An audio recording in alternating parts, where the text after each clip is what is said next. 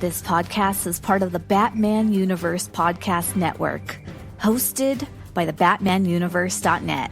Check out everything related to Batman and the entire Bat family at the BatmanUniverse.net, including news and original content related to comics, movies, television, merchandise, video games, and more. Also, check out some of the other unique podcasts that TBU has to offer. Consider supporting this podcast by becoming a patron on Patreon. Even $1 can go a long way in supporting this content that you enjoy. Look for a link over at the BatmanUniverse.net to offer your support now. And now, on with the show.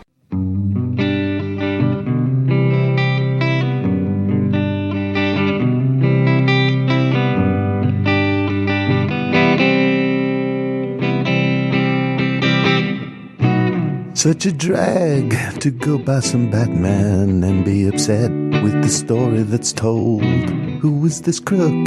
Where's Bruce gone now? No one's been named. Why are they so old? Back in your home, you wonder if I could find out which Bat books to buy. Which Bat books to buy. There's a podcast, Bat Books for Beginners. Got some tips on which of the Batman comic books I might make as mine. Some more, read all that I can. Walk in the store, walk out feeling fine. Back in your home, so glad to find you figured out which Bat books to buy. Which Bat books to buy. From the podcast, Bat Books for Beginners. Download tomorrow, every other Friday. Download tomorrow, every other Friday.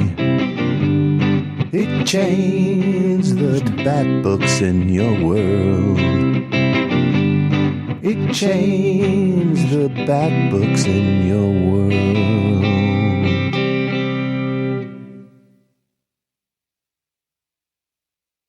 Hello, and welcome to this edition of TBU's Bat Books for Beginners, episode 219. My name is Gerry.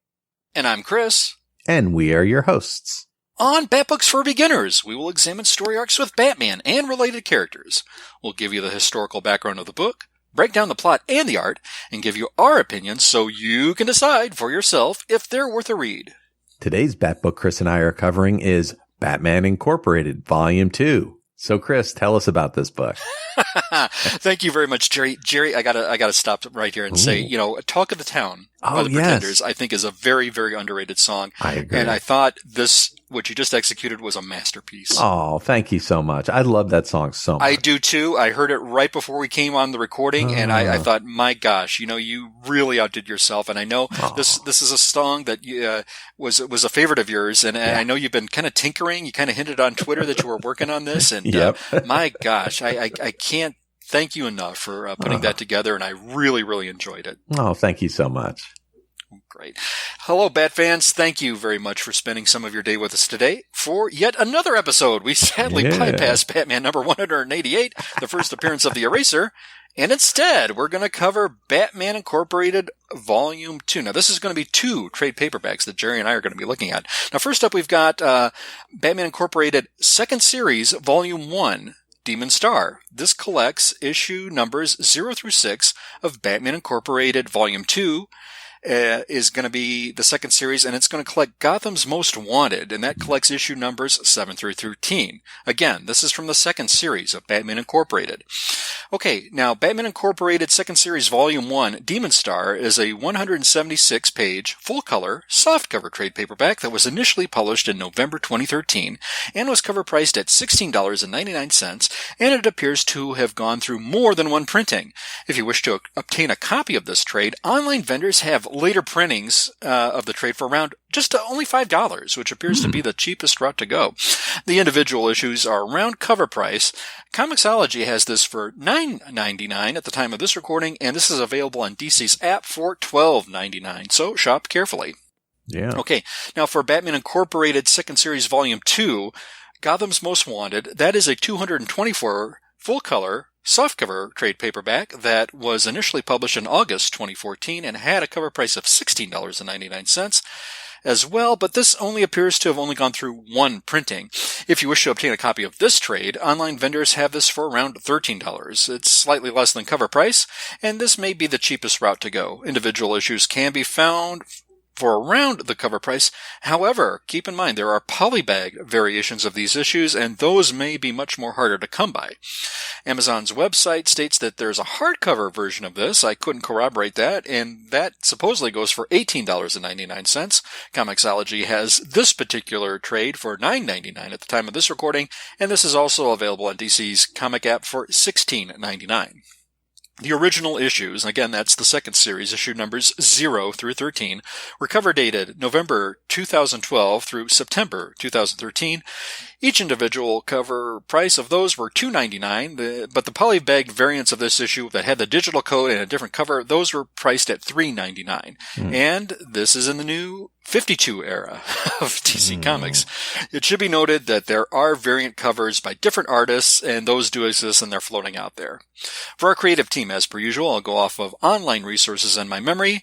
The Batman was created by Bob Kane with Bill Finger. Our main writer is Grant Morrison, who we've mentioned on several past podcasts. Morrison was born January 31st, 1960, making him 59 years old. His early comic works include the UK series 2000 AD. I first encountered his work on the late 1980s title for DC called Animal Man, and that's one I highly recommend finding if you're not familiar with it. Other credits include Doom Patrol, JLA, All-Star Superman, another great series there that he did for DC Comics. He also did New X-Men for Marvel Comics. He currently did a really great job on DC's Green Lantern title, and it's fine stuff. Okay, now our main artist is Chris Burnham, and Burnham also wrote issue number 11, not Grant Morrison. Burnham was born November 9th, 1977. That makes him 42 years old. He was born in Connecticut, but Burnham grew up in Pittsburgh, Pennsylvania, where he first discovered comics. He studied at George Washington University. I think I first encountered his work on the books that we're discussing today. Now, more recently, Burnham has worked with Robert Kirkman for the Image Comics title Die, Die, Die, which is extremely violent, and it's something that Gerry and I have mentioned on the Professor Frenzy show. More information about Chris Burnham can be found on chrisburnham.com. The artist on issue number 11 was Jorge Lucas, not to be confused with George Lucas. Jorge Lucas was born January 22nd, 1963, and I found conflicting information whether he was born in Uruguay or Argentina.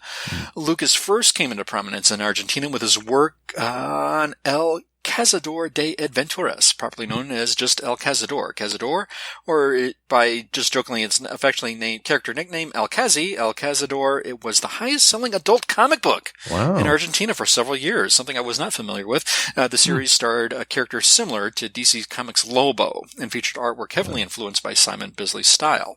Over in that title, Lucas worked with Ariel Alvavetti, Mauro Casaccoli, and Claudio Ramirez.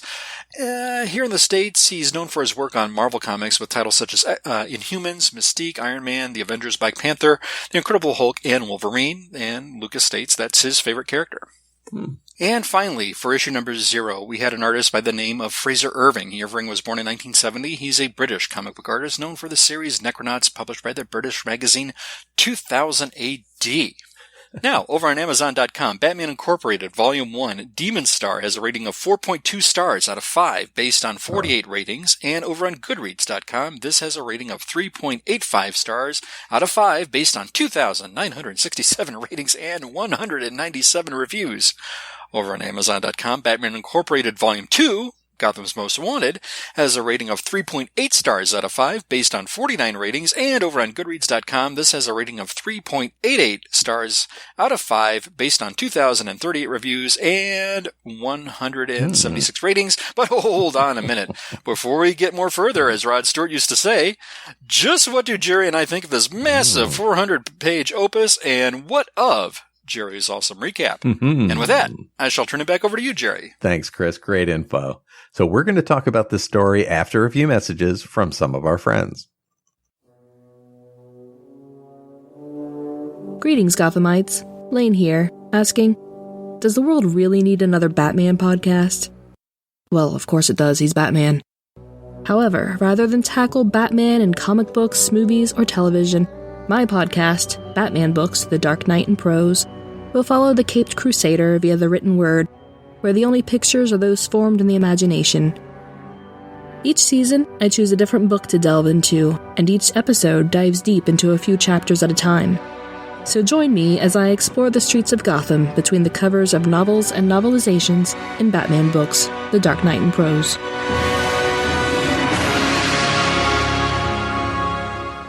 Welcome back. Here is the story of Batman Incorporated, Volume 2. Bruce is spreading Batman Incorporated into cities all around the world. We meet many of the heroes he recruits. Many of them are presumed dead, so they act as Batman's secret army. They're fighting the international crime syndicate Leviathan. So one of the main Leviathan people is a skeleton head in a white robe surrounded by man-bats as muscle. Leviathan is expanding. Leviathan is cruel. Leviathan talks about itself in the third person. Damian is adjusting to being Bruce's Robin after being Robin for Dick. Talia al Ghul put a bounty on Damian's head for some reason. An assassin in a goat mask that is a cabbie by day is gunning to kill the kid. He gets him. He has the video to prove it, and he goes to Leviathan for protection from the angry Batman. Talia is summoned to see her father, Ra's al Ghul, who imprisons her to stop her war on Batman. She remembers being young and trained as a killer. She also remembers her father's resurrection in the Lazarus pit. It was a sad life. Talia remembers visiting Melisandre, a fortune teller that said she was her mother and who tried to turn her against Ra's. When she asked her father about her, he said that her mother is dead. Talia also remembers Batman rescuing her from a kidnapping and falling in love with him. Ra's had set it all up because he wanted a superior child and figures Talia and Batman would make perfect parents. Talia remembers getting pregnant and incubating the child, raising him and introducing him to his father. But Bruce spurned her love, and now she has had Damian killed, maybe, and wants to destroy Batman. Ra's doesn't want her to, so he imprisons her. The Leviathan organization was built by radical school teachers telling poor kids they're being used by society. And when the parents complain about their kids' radicalization, they're framed for crimes, and the social workers take their children away from them and put them in Leviathan's control. Now, it turns out that Damian isn't really dead. I know that must be a shock to everyone. It also turns out that Talia is infecting Gotham's food chain with mind control drugs. Bruce dresses up as Matches Malone, gets a lead from the goat assassin cabbie guy, but then gets a call and needs to save a lounge singer. Damian, who's supposed to be dead and hiding in the Batcave, heads out into the night in a new costume, Redbird.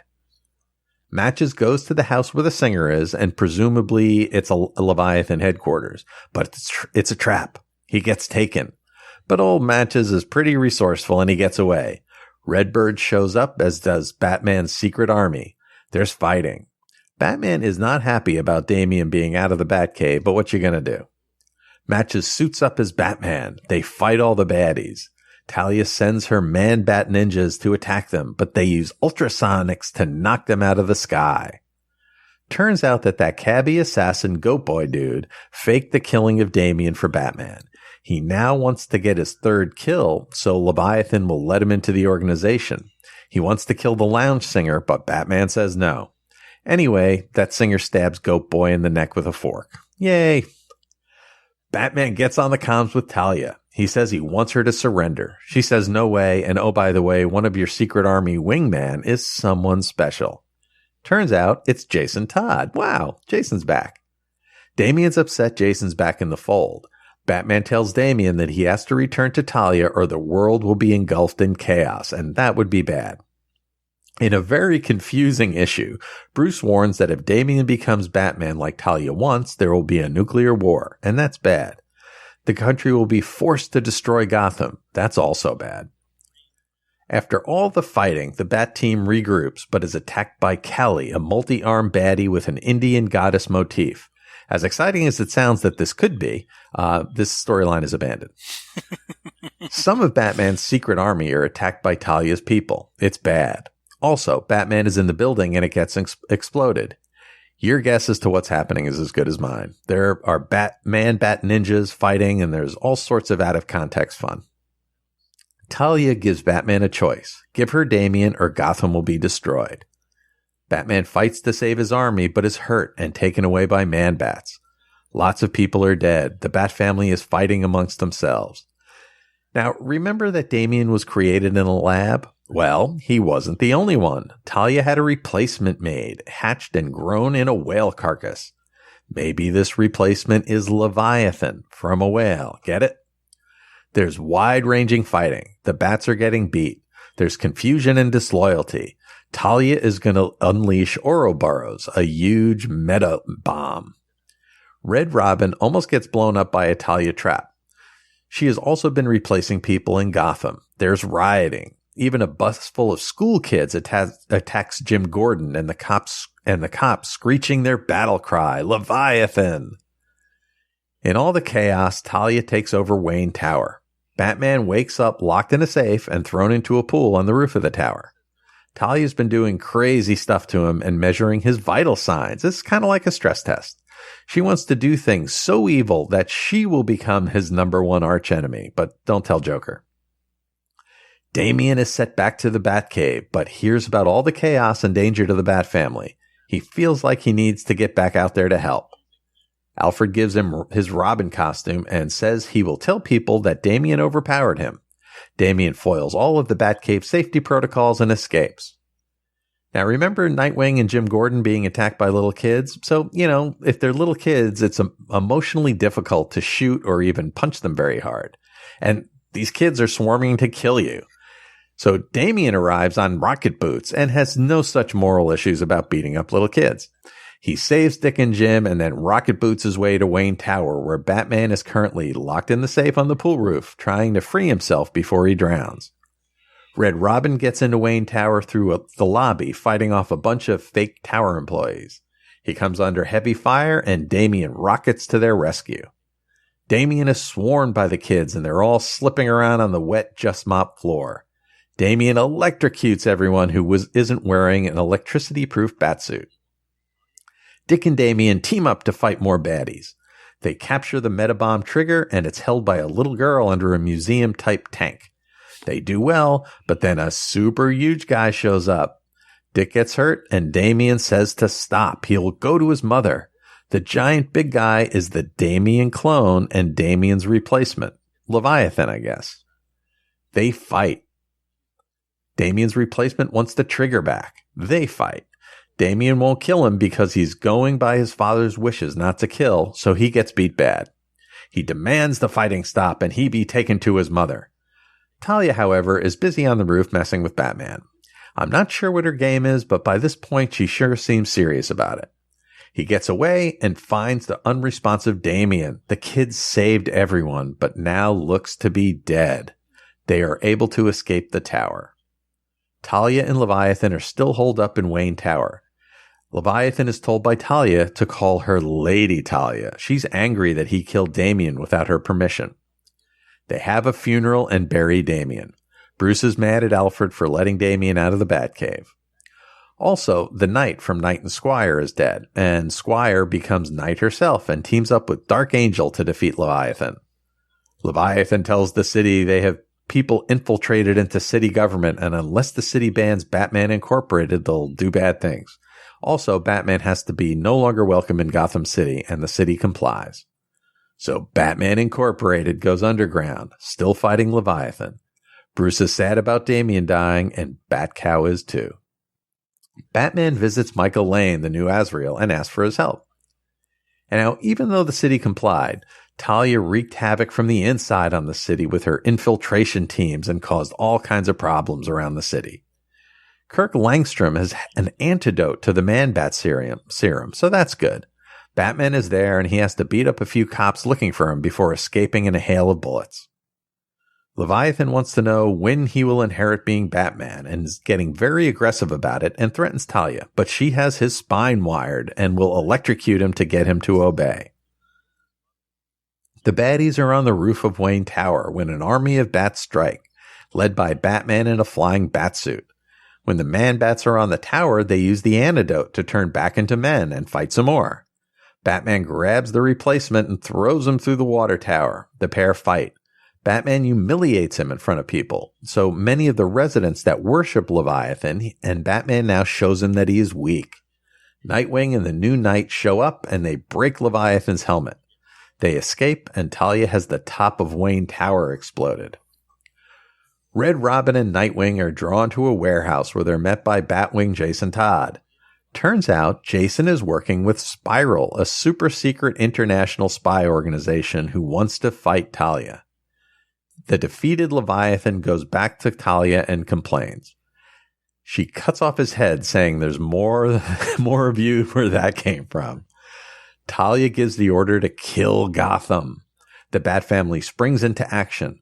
Bruce heads to the Batcave to monitor things, and Talia breaks in to fight to the death. Later, Bruce is placed under arrest for Batman Incorporated's activities. He's pretty beat up. Jim Gordon is questioning him, and Bruce tells him about Talia being Damian's mother, and she wanted him and so destroyed Wayne Tower and killed all those people. Bruce remembers back a couple of pages to his fight with Talia that caused all those injuries. They fought, also talked and kissed, and then fought some more. She used poison on her sword blade, and Batman has minutes to live. Batwing arrives with the Metabomb trigger and says to give Batman the antidote. She does in exchange for the trigger. Batman is saved, but the Metabomb trigger was disarmed. Ha, Talia. Jason tells her she should run. Some scary people are on the way. She isn't put off. Batman is all messed up while Talia monologues. She's about to kill him when she gets shot in the head. The shooter is Kathy Kane from Spiral, who turns out wasn't killed by Bronze Tiger like everyone thought. Back in Jim Gordon's interrogation, Jim gets a message. The mayor has ended the Bat curfew and ended the investigation. Also, Bruce has been bailed out. Ra's al Ghul is angry. He's stolen Bruce's parents' bodies, pulled their DNA, and created a whole Matrix room full of tadpole Bruces. The end. Whew. So Chris and I are going to talk about our feelings for the story after these words from some of our friends.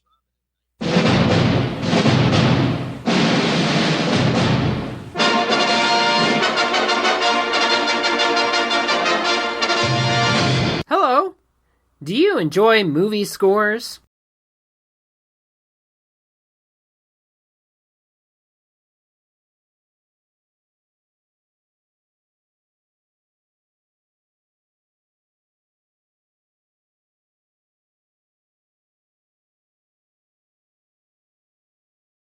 Do you like science fiction?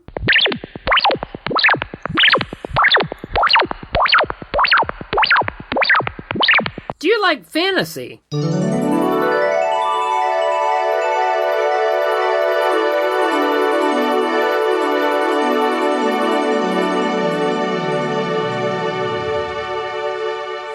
And do you like movies? Everything's under control. Situation normal. What happened? Had a slight weapons malfunction, but everything's perfectly all right now. We're fine. We're all fine here now. Thank you. How are you? Well, I have a podcast for you. Soundtrack Alley.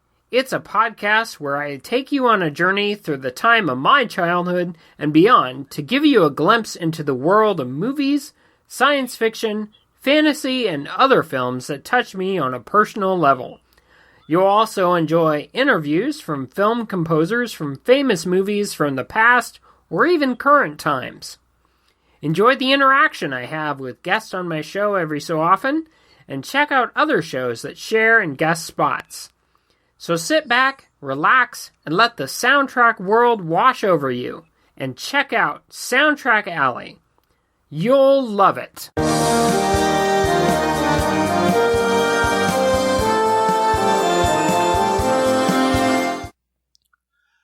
Welcome back. All right, Chris, you sitting down? What do you think? Yes, I'm sitting down. Thank you very much, Gerry.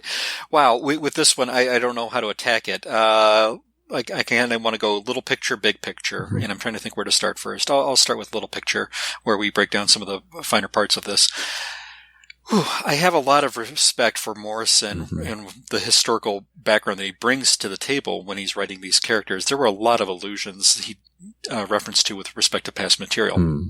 And I thought the creative team I have a lot of respect for as well. In this issue number 0, there's one scene where we see a guy getting a tattoo, and it's like this crystal creature and a Cyclops man. And it was this nice allusion to a couple of Detective Comics stories from Batman circa 1960, I want to say. And I just thought, oh, wow, what a really, really cool thing here. We had a nice, really rendered Damian fight sequence in the first issue. We got a lot of great Ra's-Talia interaction, and I think a lot of key stuff there was in issue number 2. We had some great flashbacks to Talia's origins and her progressions of character with Dr. Dark, with the allusions with Detective Comics 410. We had an appearance of Merlin, Green Arrow villain in issue number 4. We had a great death trap scene with Batman locked in the safe, and I thought that was really cool. But we had the ending, and I'm thinking, what is this? Kathy Kane is back, and how? What? Where? And a character like that, from someone my age who just had this fondness and respect for the character, and somebody who thought the character was callously killed off, with back in the day, and was this necessary? And what? She's alive? How did this happen? And why? I thought it was it used and executed cheaply? She just appeared out of nowhere and now she's gone again. I really don't know what was going on with this, and I was really, really kind of confused. So those are my little nuggets of impressions. Now, things with respect to the bigger scope, and Gerry, this is something I want to pick apart with you as we go along towards the end of our discussion. I really want your take on the character Talia and her characterization, because we've seen her evolve into somebody who is more or less somebody who's had almost like a stalker obsession with Batman, but who kind of accompanied him on a particular mission, and she did her thing, and she was a reluctant ally with Ra's operations for global conquest. Now she seems to really, from when we started covering like Batman Death and the Maidens to somebody who looked a little frail and vulnerable. Now she's just this uber mean character who's just really off the rails with domination and just cruelty and just evil and everything else like that. I really like the scope with Ra's stories here. And that said, okay, I appreciate the material we covered with respect to that. And I got the grandeur, I got the art, I've got the scope, and that's one thing I really liked about this. But then I have to ask myself, with respect to Morrison and the things we've read recently with his work, did this narrative feel forced to me? Because we've got the illusion of the Batman Incorporated, and here's what it stands for. And is this merely a story, or is this is a thing that's going to be more than just a nod to Batman history? Is this going to be part and parcel to a cast of supporting characters that we're going to see throughout? And did this feel forced, how it was, as it was thrust upon the reader? And I don't know if I got the vibe that Morrison was trying to force like a round hole into a square peg, that you as a reader will have to buy this. You'll have to, really get into, the landscape of Gotham as I'm setting up the board and executing a story here. I kind of grudgingly got into it, because while I respect for the lore, a lot of the stories back in the day were one and dones. When he made when Batman had these Batmen of different countries, and isn't that nice? And here this is like, okay, no, this is going to be something that we're going to have to follow, and it's like, okay, now I'm going to need a scorecard to keep on who's track of this and who's doing that, and where's this going, where's that going, and everything like that with respect to the narrative. Looking at my notes, another thing I had, I was like, as I got to look at Burnham's art more and more, and my gosh, Die is just a uber violent series, and I just saw some of the bloodshed that was spilled here, and I think Burnham, if there's such a talent for depicting violent fight scenes, Chris Burnham's got it. I mean, he really knows how to execute that. But, in other places, his art looks a lot like Frank Quietly, so I'm having these flashbacks to New X-Men back in the day, because, that's Morrison and a Quietly collaboration there. So I couldn't help but try to compare and contrast some of that material as well. So, it was hard for me to get a handle on this in some places, and just the characterization of Talia kind of rubbed me oddly in some places as well, because I'm trying to get to see where she's going here. And just and going back to the appearance of Kathy Kane, oh my gosh, I don't know if I felt like am I alone out here thinking, what just happened and why? So, Gerry, let's pick it apart a little bit. Those are my initial impressions, and I'm curious to hear what you're thinking. Yeah. So, I think it's really hard to disconnect my feelings for this. I think folks listening should, I have to write these synopses, and this was 14 issues, and some of the issues went down rabbit holes that never came out. And I alluded to them a couple of times in my synopsis, but there were a couple of more. There was a whole Batman of Japan story, and I just didn't even cover that in the synopsis at all. And I probably could have cut back on some of the stuff that I did. But, when I'm looking at these stories, and I can't just experience them like somebody reading the book would. I know I have work to do. So I may be getting a little more frustrated than somebody else would. But that being said, my feelings for this are what they are. I thought that some of the art was inconsistent. More so than in any of the Bat books that we've really covered. And some of it is great. There's some really kind of very flat art, especially at the beginning of this run, that looks really, really cool. And other of the art is really bad. And it kind of settles down into this scratchy, like you mentioned, that it's, good for the fight scenes. But I didn't think the art was particularly great. I just thought it became serviceable over time. There is a lot of cool stuff, even related to the art. There's a panel where Batman and Ra's are fighting, and you can see the reflection of the cowl in Ra's eyes. So it's almost like this panel looks like Crumb drew it. But the reflection in the eyes is really cool. I really like the Bat Cow. So, Damian actually gets two pets in the story, a cat and Bat Cow that he saves from the slaughterhouse. And it's got a little bat symbol, like in the fur pattern on his head, which is kind of, that's fun enough. And Morrison, he's very, he's got a lot of interesting ideas, interesting concepts, and he makes a comment about all those Live Aid events. They have a concert for poor people. And in the story, he talks about it guilting poor people into helping out even poorer people while the rich continue colonizing the world. I thought that was pretty interesting. Another good thing, we do see 4 Robins together: Dick, Jason, Tim, and Damian. And that's pretty cool to see that. And especially Damian kind of playing with a cat. It's not something we're used to seeing. There's this abandoned storyline. I mentioned this, about Kali, this multi-armed goddess.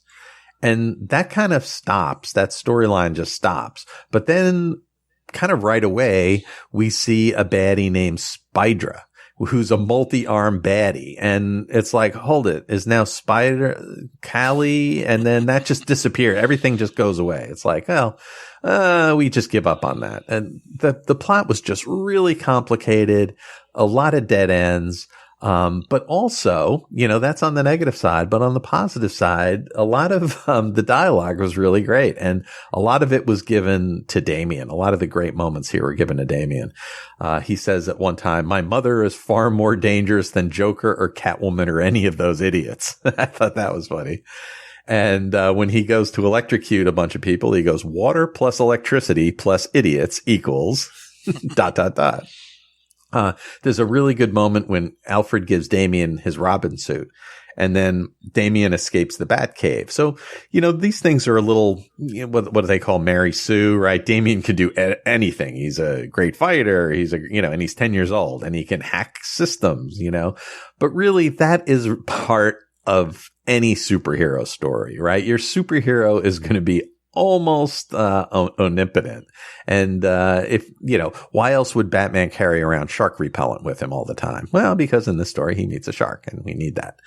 If you can't swallow that, you shouldn't be reading these books. There's also a good moment, and I'm not sure where this goes.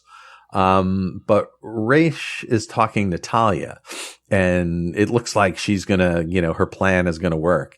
And Raish says, you've missed one detail, and ha ha ha ha ha, and it echoes. And I'm not sure what that one detail was. It's a pretty cool moment, but I don't know that it really pays off. And kind of my last comment is, before we really talk about this, is I think there's a mistake in the art. When Damien first arrived at Wayne Tower, at first I thought he was hooking up with Red Robin, because we see the Red Robin things that kind of the X over his chest and trunk. But then later it's Nightwing in the New 52 red suit. When, a New 52 Nightwing wasn't blue, he had the red Nightwing on his chest. Thank you, Dan DiDio. Now, seeing Damian and Dick, who used to be Batman and Robin together like this, is really critical to moving this whole story ahead, right? The whole New 52, where, it's not going to be Batman and Robin and Dick and Damon. It's going to be, but we still have to get Damian and Dick still are going to have a close relationship, and they do. And this is one of the things that I think makes the Bat family really interesting, that, this is their first combining to fight together since they had been Batman and Robin together. And this is a relationship that, this bond that they have, lasts and provides so many great moments going into the future. And this is kind of the first one. And that moment that I'm kind of thinking of is, in the book Grayson, in Grayson number 12, where Damian thought that, Dick had been killed, and Dick shows up and they have a meeting, and it's just a great moment and one of my favorite moments in Bat books ever. And they have a really great, relationship in this comics, and, it really starts to develop past the Batman and Robin, here. And it was cool to see Spiral, and, they kept making sure we knew that it was founded by Otto Netz. So that's good piece of information. I don't know why they keep telling us that, but they do. I don't know. That's kind of like my rambling notes about this, because it's kind of a rambling book. What did you think otherwise, Chris? Well, Gerry, I think I got to tell you that's sort of all over the board. Yeah. I think I like the artwork a little bit better than you. I do have to say it's bloody, so this may not be for everybody, and this probably isn't a book for younger kids, just with the depiction of violence, I would say, on this one. I like the scope, but I don't know if I like how it was executed, if that makes any sense. And I'm still trying to get a handle on the Talia characterization. Gerry, we've seen, I think, different versions of Talia, arguably many more than any other character as we've been on this podcast, with seeing her depicted as sort of kind of a little bit frail and kind of broken, if you will, in the Death of the Maiden series. And here she is just this cold, calculated, unfeeling character. And I don't know where you stand with Talia as to quote unquote an encapsulated good depiction of her, or how you see her. Did Talia's characterization in this particular book strike you as some that was true to the character, or just a little more nastier than usual? If I could be saying it bluntly as that, or do you see her just a little more genteel, or somewhere in the middle? Yeah, I see her here as a little more murderous than usual. And I think the problem with the depiction of her here is that she wants Batman dead. She doesn't want him dead. She wants Damian dead. Yes, but why did you kill him? I mean, and she's just kind of, it seems like she is what the plot needs her to be, not what her character really would do. I just feel like she's a little bit of she's not even a character here. She's just a construction. I get that for when she begrudgingly helps out Bruce, that you need these times where she's really, really bad to kind of contrast and make those other times pay off. It didn't work for me here. I just felt like she was just too one-dimensionally evil, and it made it not interesting for me. And I think that was a weakness of this story. How about you? What do you think? Gerry, I can't agree with you more, and I thought that was really well said. I have to applaud you for your answer, and I kind of put you on the spot with that, and I really think you nailed it. Gerry, one question I had for you that I'll go a little bit on the silly side. We see Damien a lot say the double T, like that. And I got to say, now, do we pronounce that as with two syllables, or is it just a solid? I don't know how you would read that. I would just think it's a. Okay. Yeah. I wonder if it's just me or if any other listeners thought the same way. How we pronounce that double T, because that seems to be almost like a catchphrase with Damien. Yeah, he uses that all the time. That's part of his character. And Gerry, I'm glad you had it in your notes, because this is something I thought about writing, but I did not put down. But the scene where he was playing with a cat, I thought was really, really, really interesting. And just to see him take to an animal like that was kind of telling, for somebody who doesn't particularly care for the Damien character. Mm-hmm. And just seeing that little bit of bonding there was nice. And some bonding with Alfred, too, in some places. So, I thought this book had some moments, but overall, Gerry, I said it a couple of times already on the show. The appearance of Kathy Kane, I really have mixed feelings about, because just how she was used and executed. Well, I was glad to see her alive, but she kind of, we don't know what happened, and did that bother you in any way? I felt that could have been literally any character, including a new character, and I think that, I knew it was her. I knew the history. I thought it was cool enough that, she's back, but I'm not sure why she's back with Spiral, why that particular thing is interesting. I know what happens in the future with Spiral. I just don't know why it's important for it to be Kathy Kane, other than they're trying to, thinking about DC kicking off this new 52 thing that is now starting. They're trying to do bring back some new interesting characters. And it just seems like, how about Kathy Kane? Okay, great idea. Let's put her in here. And it just seemed unplanned and just for like fan service. And that's what I felt about it. How about you? Yeah, I really, when I was a kid, reading comics, back in the day, there was a period sort of in the mid-70s when the Kathy Kane Batwoman character and the Betty Kane character got reintroduced, just when I was becoming more of a regular reader with Teen Titans and Batman Family, what have you. And I really got to appreciate these characters, because I missed out when they first appeared. And I thought it was really intriguing to have like a Batwoman and two Batgirls running around with Barbara and Betty, and they sort of kind of explained it. Well, Kathy still owns a circus now. And, Betty is like this pro tennis player, like, a la Tracy Austin, who's out there doing her thing, and she can kind of travel in all these places, great athlete. And, they brought her back in Teen Titans briefly. And,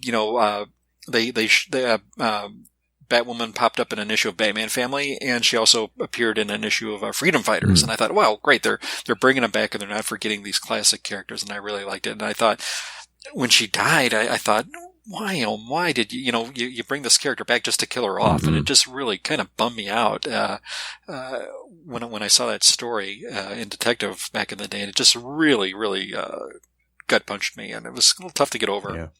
But this is comics, and here she is back, and at least she is back, but we don't know what happened, and I guess I'll just have to leave it at that. She kind of, Morrison used her, put her on the playing board, and then put her back in the, put her back in the toy box, and that's that. So that's that. But I liked the inclusion, and I liked how Morrison addresses, a lot of history with respect to the characterization, which, I said it before, I'll say it again. I don't know if it's something that might get lost on a newer reader, but I for the inclusion in of itself, I was glad, but I was shocked with that we got really no explanation and nothing more than what was presented here. So where would you bring this in terms of a rating or a must read or recommend? Gerry, I hate to do this, but I almost have to grade Morrison on a curve, because I think he is just one of the more talented writers we have in comics today. And I really like his current stuff that he did on Green Lantern of late this past year. and this might be not fair. I did have a lot of problems with this. We talked before we recorded, and I said, I don't know if I read this at the right time of day, but I took a couple of passes at this, and this just really didn't land for me in some places. I like the scope of the story. I like how Morrison uses some references to old characters. The issue where we got a recap of like a Italian quote unquote origin, if you will, in some summary there, I thought was masterfully executed. But man, some of this really felt forced, and it really was tough for me to get a handle on it. And I was kind of disappointed. So I'm going to rate this at like 2.5. There just for some of the moments alone. And I think this is almost something I think a fan would be better off reading issue by issue than trying to tackle in one trade in one sitting. Is just too much for my head, even at my age, as someone who loves to devour comics, trying to tackle this all in one sitting is just not enough. I think this would have been much, much more pleasurable to read issue by issue. Yeah. So I'm going to say it's a 2.5 out of 5 for my score. Am I going to say it's a must read? No. Am I going to recommend it? I'm going to say at your own risk, listener. Just do it at your own risk, because I think there are a lot of things here that can be daunting if you are a new Bat fan. I think Morrison throws in a lot of Easter eggs that some fans won't even connect with or get. And that is what I am going to say. 2.5.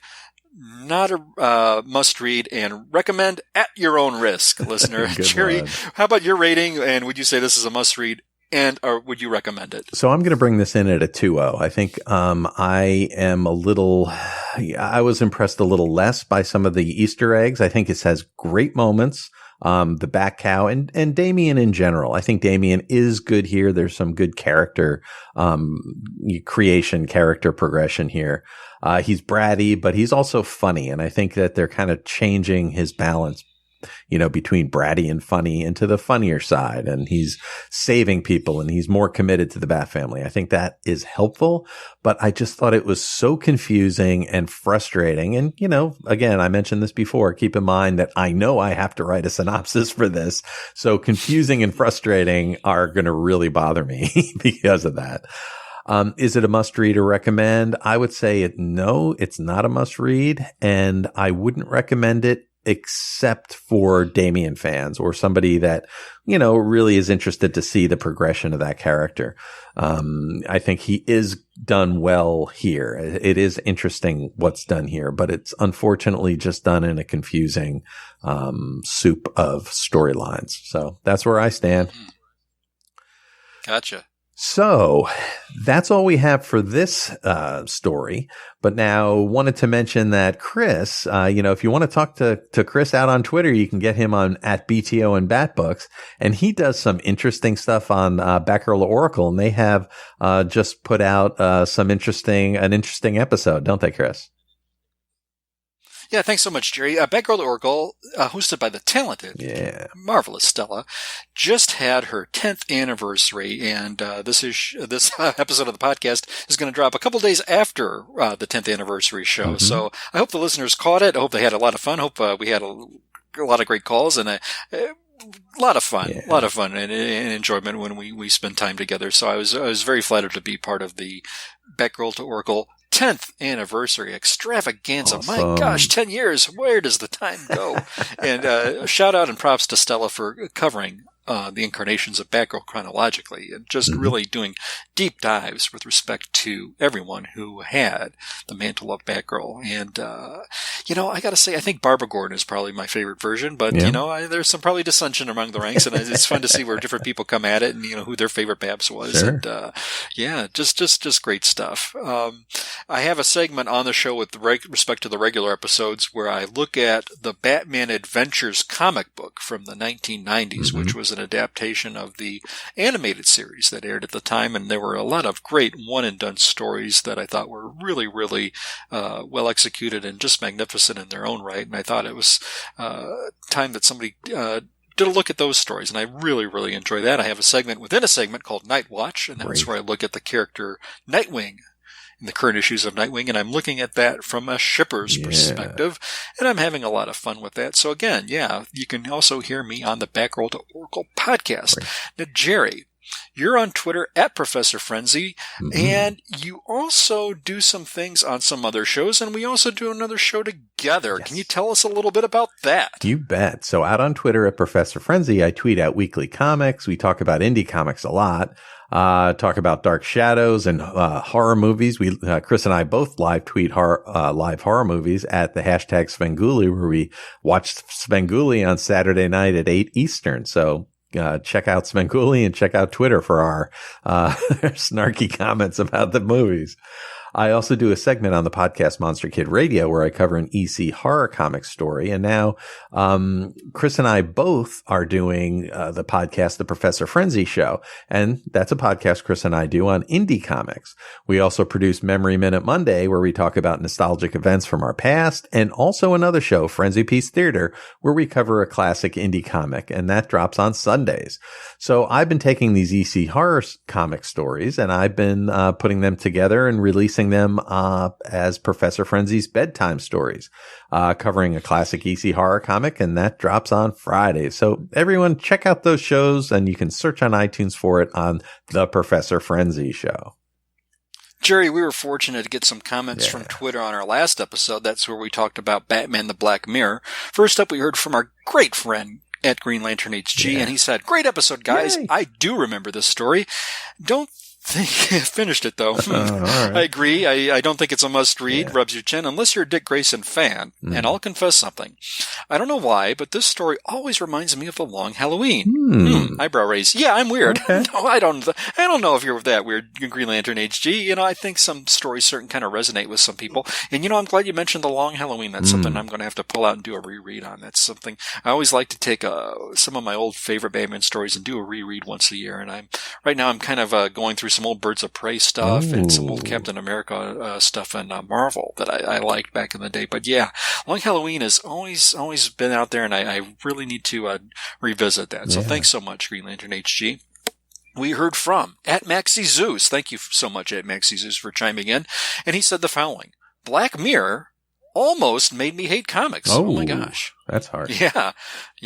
The way it did, Junior broke me. Yeah. That makes sense. Exactly. Yeah. Good call there. And, Maxi Zeus God continues, it wasn't until The Batman Who Laughs that I could trust Snyder again. Yeah. Snyder is sort of like,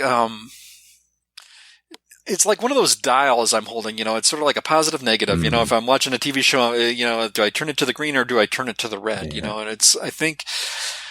And for me, I think my biggest problem is I like some of the story ideas that I think are fantastic plots, but when it comes to the actual story, I think it gets to be kind of long-winded with respect to, okay, I got to fill up another couple of issues just to kind of pad out a trade, and I think that's how I feel sometimes. And I mean, no necessarily disrespect to the person or the writer itself, but I think some of the arcs are overarching, and it's just like, how far can we push Batman? And it's like, okay, yeah, all right, I get it. I think that's every writer wants to put Batman in a place that he's never been before, break him, and then how he gets mentally back, physically back, or what have you. And a little of that can go a long way. Yeah. And I think if every writer does that, what then stands out? And that's just me, and I hope I don't sound too curmudgeonly. So, okay. Yeah. And we also heard from, this is our great friend Ian at IBM Miller. Thank you so much. And Ian, again, for everybody who chimed in, Green Lantern, Maxi Scott, and again, Miller, thank you so much for writing. We can't thank you enough. And I really want to acknowledge you guys for providing comments for our show. And it means a lot to me and Gerry that we've got listeners out there, and we like to hear other people's takes on respective stories, and we can't thank you enough. So here's Ian's comment. The Black Mirror, for me, is almost as masterful as Year One, largely because of the art. Okay. Jock actually surpassed Francavilla for me because of how dramatic his use of powerful, sketchy lines and colors contrast. The sheer depth of characterization and world building really draws me into Dick's world, mind, and relationships in a way that very few other writers ever have. The use of Dick and Barbara is dark, but also warm, and the way everything builds to the end moves me like few. Wow, such insightful comments, and I really, really applaud Ian for just how he looks at a story and how something affects him, either positive or negatively, and he does it in such an articulate way, and I can't thank him enough. You know, I was rereading. I'm trying to think what I reread of Jock's recently. I don't know. I think it might have been All-Star Batman that I was thumbing through a trade, and I thought, yeah, Jock. Don't fall asleep on Jock. He really is a talented artist, and I think I was looking at some stuff from All-Star Batman that was just magnificent, and I really, really thought, yeah, you know, you don't think necessarily of Jock as some of the top current Batman artists, but you can certainly make an argument for Jock, and definitely. Possibly underrated, I don't know, you know, but current Batman artists, I know Capullo frequently comes up, you know, people just want to go to Jim Lee a lot, but yeah, Jock, I gotta think if I had to do a top 10, where would he make the list, and if so, where would he land? But yeah, Jock certainly is talented. Definitely. Yep. We got some likes and retweets on this past episode, and we heard from the aforementioned Green Lantern HG at Green Lantern HG. Ian, once again, IBM Miller. Again, a shout out to at Maxi Zeus God. We also heard from Jose Ponce de Leon at jponce78346 and Jason at Jason99303756. Thank you so much. Now, if I overlooked you, my sincerest, deepest apologies. Please let me know on Twitter at B2 on Batbooks, or let Jerry know at Professor Frenzy, and we will be sure to mention you on our final show. Thanks, Chris. And that's all we have for today. Please join us next time where Chris and I will cover Flashpoint on what will be our final episode of Bat Books for Beginners. So my name is Jerry. And I'm Chris. And thank you for listening to Bat Books for Beginners.